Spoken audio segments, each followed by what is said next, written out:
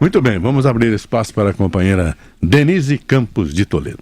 Nós estamos em contato agora com Maria Silvia Bastos Marques, que é presidente do BNDES. Maria Silvia, bom dia. Bom dia, é um prazer falar com você e com seus ouvintes. Bom, nós tivemos na semana passada a confirmação de suspeitas de muito tempo de favorecimento de recursos do BNDES no passado, nos últimos governos, com interesses políticos para desvio de verbas. A Odebrecht deixou muito explícito, por exemplo, os interesses que envolveram investimentos em Angola, ou a construção do porto em Cuba, o Porto de Mariel. E a partir daí o BNDES instaurou agora uma comissão de apuração interna para tentar apurar esses fatos que constam das petições de investigação.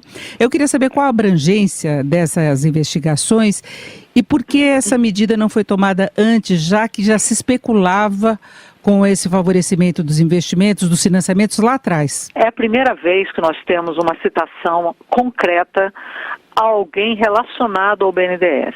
Na verdade, não há, nesses 3 anos de Operação Lava Jato, nenhuma citação a um empregado do BNDES, a uma pessoa daqui de carreira que trabalha no banco. E assim continua. Essas citações a nomes de pessoas que são do senhor Luiz Eduardo Melim de Carvalho Silva e o senhor Álvaro Luiz Vereda, que eles contam de 2 petições do Supremo Tribunal Federal. O senhor Melim, ele foi diretor de exportações do banco em 2 ocasiões, agora nos últimos 13 anos, ele foi de 2003 a 2004 e depois de 2011 a 2014 diretor de exportações, e esse senhor Álvaro Luiz Vereda, ele foi assessor da presidência do BNDES entre 2005 e 2006. Então eles ocuparam cargos de confiança, eles não fazem parte da carreira do banco e como o banco foi citado objetivamente com nomes de pessoas, cabe a nós fazer essa comissão de apuração interna. Então, você perguntou por que não se apurou antes? Não se apurou antes porque não cabe ao BNDES, nós não temos esse poder de polícia, digamos assim, investigativo de fatos que até hoje não há nenhuma indicação de que tenha ocorrido dentro do BNDES. Mas não poder de polícia, mas uma averiguação das condições de financiamentos anteriores, não, isso ocorreu? Isso nós já fizemos em mais de uma ocasião, que são auditorias de processos. E até nessas delações há nos vídeos, evidências, testemunhas falando, esses delatores, de que os processos seguiram todo o seu trâmite normal. Na verdade, a gente tem que separar o que é o processo e a casa BNDES, os seus funcionários, os seus procedimentos, de questões que estão fora do banco. Em termos financeiros, como é que o BNDES está lidando com os financiamentos que estão em andamento ainda, das empreiteiras? A Odebrecht, pelo menos, colocou que 70% do crédito do banco, entre 2007 e 2015, teria tido outros interesses, teria tido, claro, projetos, obras do exterior, mas é um montante significativo e são empresas, não só a Odebrecht, mas outras empreiteiras, que estão em dificuldades. O grupo de Ike Batista. Financeiramente, como é que isso está sendo tratado? Vamos separar, No caso das exportações de serviços, que é a maioria desses casos que estão sendo delatados agora, quando essa nova diretoria entrou no banco, que foi em junho do ano passado, todos os desembolsos para essas empreiteiras e, portanto, para esses países, porque esses contratos de financiamento de exportação, eles são firmados com os países que importam os serviços ou bens do Brasil e o pagamento é feito no Brasil em reais ao exportador que produz os bens e serviços.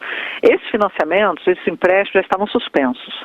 Todos eles, até maio do ano passado, gradativamente foram suspensos. Quando nós entramos no banco em junho, nenhum desembolso acontecia mais.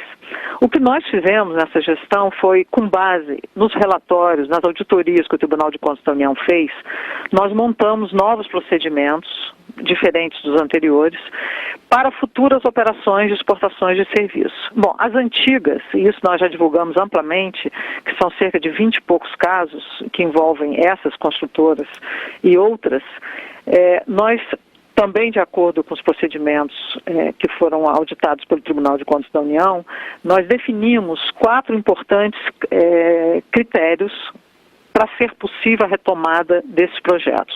Esses critérios são o avanço físico da obra, o funding da obra, o financiamento está inteiramente fechado, não ser só o BNDES aportando, mas ter outros financiadores, mas o principal critério é que tanto o país que importa quanto o exportador brasileiro, eles têm que assinar com o BNDES um termo de compliance.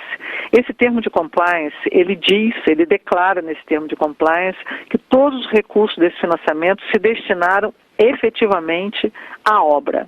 Os recursos, não há recursos usados para outros fins, apenas para a obra. O importante desse termo de compliance, e aí já mostrando um trabalho estreito com o Ministério Público Federal, ele foi alinhado com o acordo de delação. O que eu quero dizer com isso? É que se ele descumprir o termo de compliance, mentindo, né, com informações falsas, ele descumprirá também o acordo de leniência. Se ele descumprir o acordo de leniência, ele também descumprirá o termo de compliance. E se isso acontecer, o BNDES declarará vencimento antecipado de todas e quaisquer outros empréstimos que ele possa ter. Agora, sobre sua gestão, houve uma alteração importante sobre a gestão do BNDES, a concessão de recursos, a captação de recursos, aquela dependência toda que havia de repasses do Tesouro, não é? Então o BNDES, inclusive, está lançando novas propostas em termos até de cobrança, não tendo mais a TJLP, que é uma taxa mais barata, mais baixa, né, para novos financiamentos a partir de 2018. Agora o empresariado vem cobrando, até pela carência de recursos do mercado, pelos juros ainda muito altos que nós temos no Brasil, que o BNDES tivesse uma participação maior. Como é que a senhora vê essa condição diferente? Porque o BNDES ele está muito mais restritivo hoje, não? Olha, eu não diria que o BNDES está muito mais restritivo. Eu acho que se criou um pouco essa imagem, e isso não é verdade. Foram aportados aqui no BNDES 500 bilhões de reais que o Tesouro capta a taxa de mercado para serem emprestados a taxas fixas muito abaixo, em alguns casos até a taxa de inflação da economia, ou seja, com juro real negativo. Isso começou quando teve a crise de 2008 e era uma política anticíclica para tentar minimizar o impacto de uma crise externa que aconteceu e que foi ampla no mundo inteiro, mas ela se estendeu até 2015. E, na verdade, é uma política que teve vários efeitos negativos. Em primeiro lugar, teve um custo fiscal enorme. Isso equivalia a 500 bilhões de reais, a cerca de 10% do PIB, então de uma magnitude muito grande. Esse custo fiscal vai se estender por muitos anos, porque são empréstimos de longo prazo, e ele não teve o efeito benéfico de aumentar investimentos. Então, assim, foram empréstimos amplamente concedidos na economia como um todo, e que se você compara o tamanho desses desembolsos que o banco fez com a taxa de formação bruta de capital fixo, quer dizer, a taxa de investimento da economia, não houve nenhum impacto sobre ela. Ela permaneceu absolutamente estável. Então, o que nós estamos fazendo não é inovar, na verdade, estamos voltando ao que o BNDES sempre foi, desalavancando o banco de recursos públicos, que não tem qualquer sentido o Tesouro captar recurso à taxa de mercado para o banco emprestar com subsídio. Isso realmente não tem nenhum sentido. Nesse momento, uma coisa importante é estender capital de giro para permitir que essas empresas, por exemplo, consigam atravessar esse período sem entrar em recuperação judicial e sem interromper ainda mais os empregos da economia. E isso o BNDES está muito atento. Quais seriam hoje as prioridades? Nós estamos andando a passos largos no caminho digital.